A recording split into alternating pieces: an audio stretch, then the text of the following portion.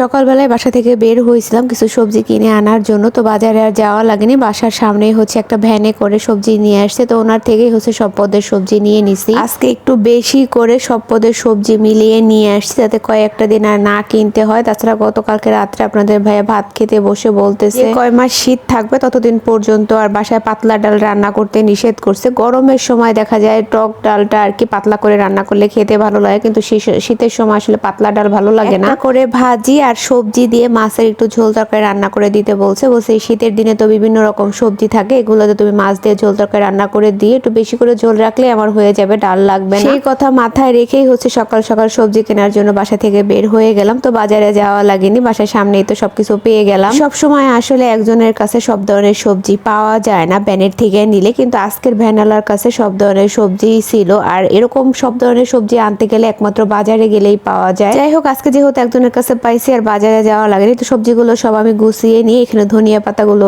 বেছে নিচ্ছিলাম। এখানে 20 টাকার ধনিয়া পাতা, 10 টাকার ধনিয়া পাতা কিনলে অল্প কয়টা দিত, জন্যই 20 টাকার ধনিয়া পাতা চাইছিলাম যাতে একটু বেশি পরিমাণে দেয়, কিন্তু উনি যে এত পরিমাণে দিয়ে দিবে আমি বুঝতে পারিনি। সবজিগুলো বের করার সময় ধনিয়া পাতা দেখে তো আমি পুরো অবাক। যাই হোক, আজকে রাতের জন্য যেগুলো রান্না করব ওই সবজিগুলো রেখে আর বাকিগুলো সব ফ্রিজের মধ্যে রেখে দিলাম। এখন এগুলো হচ্ছে আমি কেটে নিব। আর সবজি কাটার আগে আমি এখানে একটা পেয়ারা ভালোভাবে ধুয়ে এখন কেটে নিচ্ছিলাম, ছেলেকে কেটে দিব খাওয়ার জন্য। এখনের পেয়ারাগুলো তেমন একটা ভালো না, উপর দিয়ে দেখতে অনেকটা সুন্দর লাগে কিন্তু ভিতরের বিচিগুলো একদম বাজে, কয়েকটা তো ভিতরে পচা থাকে, উপর দিয়ে একদম ফ্রেশ কিন্তু ভিতরে একদম বাজে অবস্থা থাকে। এবারকার পেয়ারাগুলো কিনে একেবারে বোকা হয়ে গেছি। 100 টাকা করে কেজি আনছি কিন্তু পেয়ারাগুলো তেমন ভালোই ছিল না। তো যাই হোক, ছেলেকে পেয়ারাটা কেটে দেওয়ার পর আমি এখানে হচ্ছে দুন্দুল কেটে নিচ্ছিলাম। আজকে হচ্ছে দুন্দুল দিয়ে চিংড়ি মাছ দিয়ে একটা ঝোল তরকারি রান্না করব আর হচ্ছে কাঁচা টমেটো ভাজি করব। এই দুইটা তরকারি রান্না করলেই হয়ে যাবে। আমার জন্য একটু সুবিধাই হয়েছে ডালটা রান্না না করার জন্য। দিন ডাল রান্না করতে বিরক্ত লাগে, আর যে পরিমাণ জাল করে ডালটা আমার রান্না করা লাগে,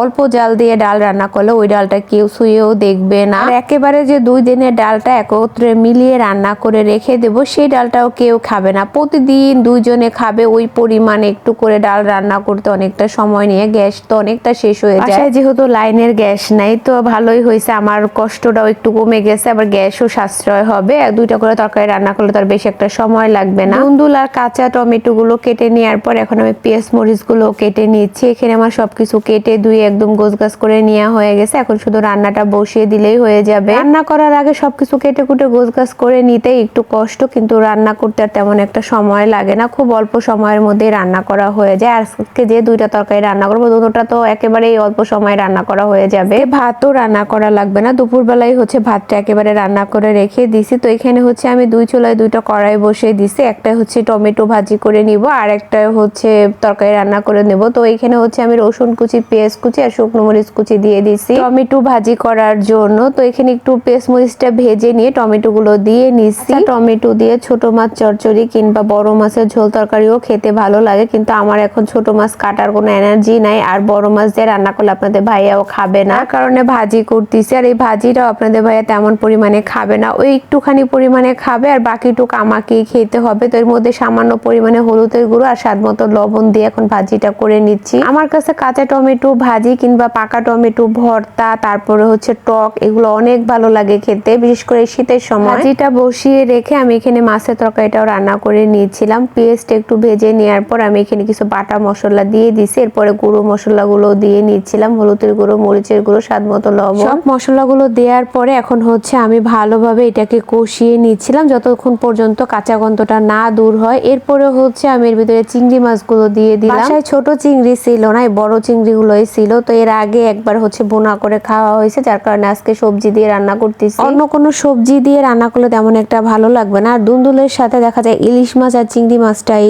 মানায়, অন্য কোনো মাছ দিলেও দুন্দুলের তরকারিটাও তেমন স্বাদ লাগে না, এই জন্য চিংড়ি মাছ দিয়ে রান্না করলাম। তো চিংড়ি মাছটা কষিয়ে আমি দুন্দুলগুলো দিয়ে দিছি, দেখে আমার ভাজিটাও হয়ে গেছে। ভাজির ভিতরে মনে হচ্ছে একটু তেলের পরিমাণটা বেশি লাগতেছিল, যখন তেলটা দিছি তখন তেমন একটা বুঝতে পারি না, আর ফ্রাই প্যানে তো এতটা তেল দেওয়া লাগে না। তো এখানে ভাজিটা হয়ে গেছে, এখন আমি ধনিয়া পাতা দিয়ে ভাজিটা হচ্ছে একটু সাইড করে রেখে দিব যাতে তেলগুলো বের হয়ে যায়। অতিরিক্ত তেল থাকলে আসলে খাবারটা তেমন তৃপ্তি সহকারে খাওয়া যাবে না। তো এখন হচ্ছে আমি ভাজিটা নামিয়ে নিব। আজকে রান্নাগুলো তেমন একটা সময় লাগেনি, খুব অল্প সময়ের ভিতরে করে ফেলতে পারছি। তো এখানে আমার ভাজিটা আমি হচ্ছে ফ্রাই প্যানে সাইড করে রেখে তেলগুলো আলাদা করে তারপরে হচ্ছে ছোট্ট একটা কড়াইয়ের ভিতরে বেড়ে নিছি। এদিকে আমার তরকারিটাও হয়ে গেছে, এখন হচ্ছে এর মধ্যে আমি ধনিয়া পাতা দিয়ে নামিয়ে নেব। একটু ঝোল ঝোলই রাখবো, কারণ আপনাদের ভাইয়া যেহেতু একটু পাতলা ঝোলে তরকারি খেতে চাইছে, আর ডাল রান্না করিনি। একটু ঝোল বেশি না রাখলে শুকনো শুকনো তো আর খেতে পারবে না, যার কারণে একটু ঝোল ঝোল রেখেই নামিয়ে নিচ্ছি। তো উপর দিয়ে ধনিয়া পাতাগুলো দিছি, আর ধনিয়া পাতা দেওয়ার পর না তরকারি কালারটাই অনেক সুন্দর লাগে। এই বাটা মশলা দিয়ে তরকারি রান্না করলে